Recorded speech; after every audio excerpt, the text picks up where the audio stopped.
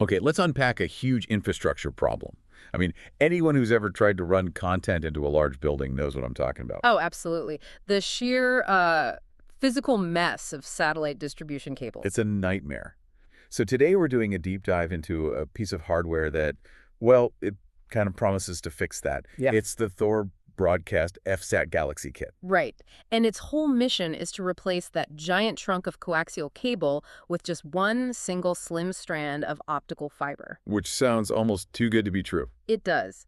But we're going to look at how it consolidates 5 different RF signals. That's 4 from a satellite dish and 1 from a local antenna, and pushes them all down that one cable. The efficiency gain is the main takeaway for you here. One fiber instead of 5 or 9 or even more. Exactly. The Yeah. simplification is, it's dramatic. So let's talk about the transmitter box, the TX unit. It has those 5 inputs. 4 are for the satellite L-band signals. What about that 5th one? That 5th port is super flexible. You can plug in, your local off-air TV antenna for ATSC or a cable feed, DVB-T, QAM signals, basically any standard terrestrial broadcast. Okay, but let's go back to those 4 satellite inputs.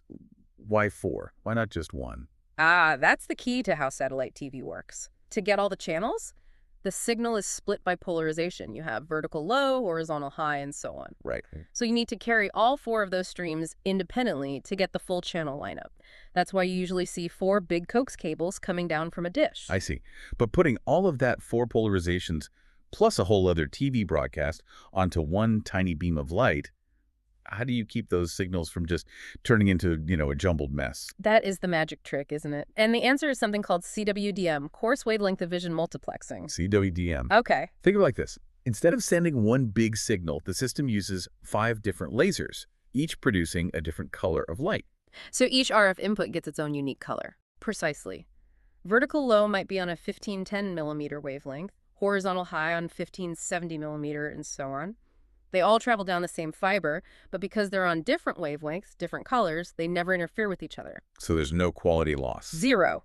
And at the other end, the receiver unit, the F-SattGalaxy-RX, just splits those colors back out and converts them into the original 5 RF signals. Ready to plug right into the building's normal distribution system. Exactly, like a standard multi-switch. And this is where it gets really interesting, because this system is built for scale and distance. Right, because a normal coax cable starts to lose signal quality after just a few hundred feet. This system pushes a clean signal up to 10 kilometers away. How? Well, the transmitter has a really powerful optical output. It's just a much stronger light source. And that high power is what lets it spread out. Yes, that's the key. That one transmitter can feed up to 32 separate optical receivers, all scattered within that 10-kilometer radius. 32 receivers from one fiber. Mm-hmm.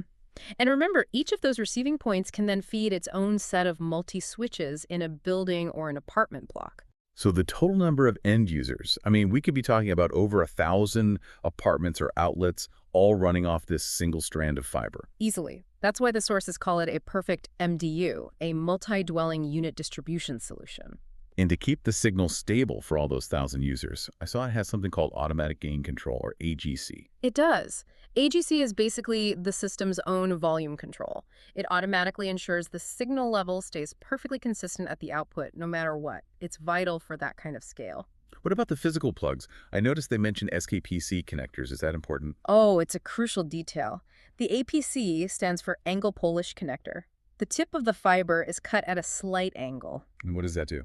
It literally stops light from reflecting back down the fiber from the connection point.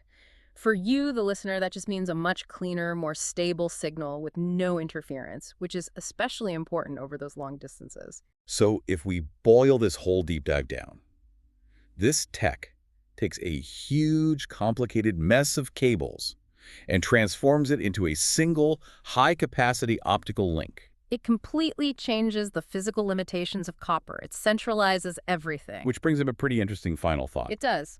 If one fiber can replace a dozen cables and serve 1,000 people over 10 kilometers, what does that mean for the future of how we deliver content? Do we even need small local hubs anymore, or could giant citywide distribution centers become the norm? You have the knowledge now. Think about what that architecture looks like.